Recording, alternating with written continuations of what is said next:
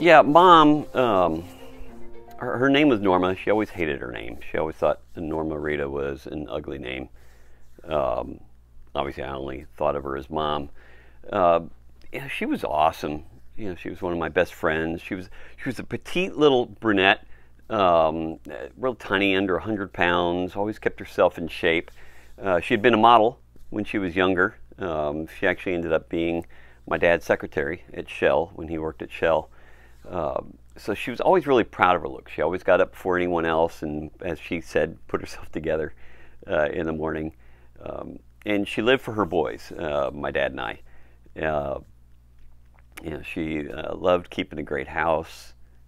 She loved cooking for us. She hated cooking, but she loved cooking for us, if you can follow me there. She was interesting. I mean, she was definitely a rule follower, but she loved bad boys. She loved when Dad and I would kind of push boundaries on things. It kind of excited her. She didn't have a whole lot of friends. She was pretty much a homebody. She had a couple really close friends. She would just spend time with them. She was not a partier.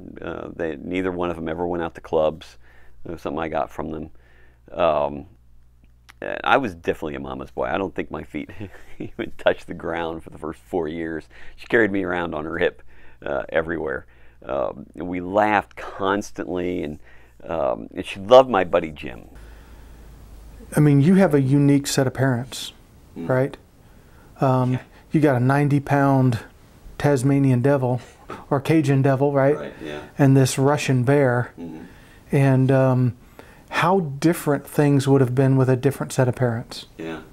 You know, Jim became like my brother during that, and that's when she absolutely fell in love with him. So he kind of lived with us for a while. Not directly, but I mean, he would just spend, you know, a week or more at a time and never leave. And of course, we all just absolutely loved that.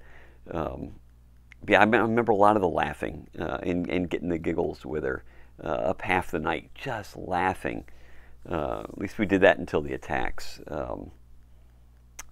You know, once those attacks happened, it changed. Well, my biggest problem was Mom was breaking down all the time. Yeah. She was always crying, always worried about you, always concerned about it. And oftentimes I tell her, he's going to be all right. He'll let us know if he's in trouble. But she said, are you sure? How are we going to check on him? How are we going to see? So it was a major problem for her.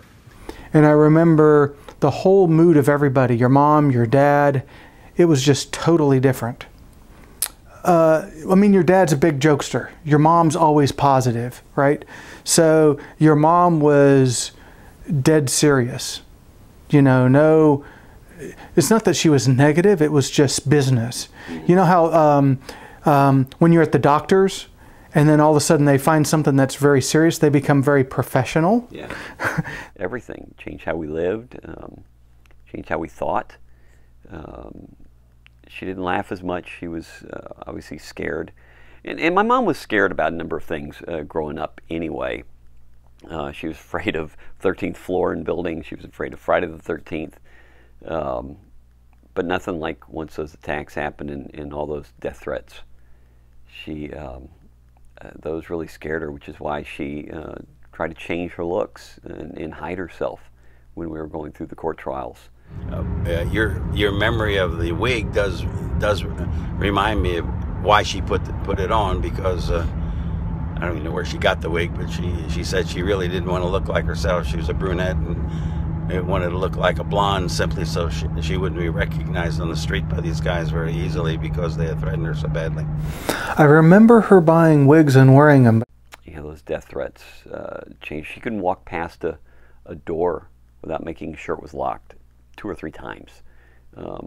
She would recheck all the windows, and we never opened any windows in the house, but she would always check them again and again and again, make sure they were locked. So, you know, when we started to protect ourselves, we went out and we got the guns. Your mom, who had her little .38 snub-nosed revolver, and she would actually meet you at school, and I didn't realize she was doing this. I didn't see her. I didn't know she was there. Well, yeah. She would go up there and make sure you were okay, and she'd go up there, and her revolver was I don't think it was in the holster. I think she kept it on her seat under a newspaper. Under a newspaper, if I yeah. remember That's correctly. what she told me. She said she was going to use it if she needed to. She wasn't going to put up with any of their crap, as she would call it. Then we went over to Carter's country and got trained. We wanted to make sure we were safe with our guns. She took shooting lessons, and that's when we started calling her Annie Oakley. Mm-hmm. She had everything. I mean, she was just amazing. But you could see why, because she would get this steely eye, and when she was taking aim, and she would just go, Steve, Steve. You know, since he was the main one, the one who attacked Dad. Every time she just saw herself shooting them on every practice. It was intense. Yeah, it was real intense. She really was good at it because she really took the instructions seriously. Yeah, so it took her years to get over that, everything that was going on. She's always looking over her shoulder. And we lost Mom about 20 years ago to ovarian cancer, right after my identical twin boys were born. So at least she got to see them, but they never got to know her. Unfortunately, she was a great gal. She was a lot of fun. Luckily, my wife got to know her, and they were up late many, many nights laughing, just like I did when I was a kid. But I miss her. I do. I miss her, and I wish she didn't have all that pain.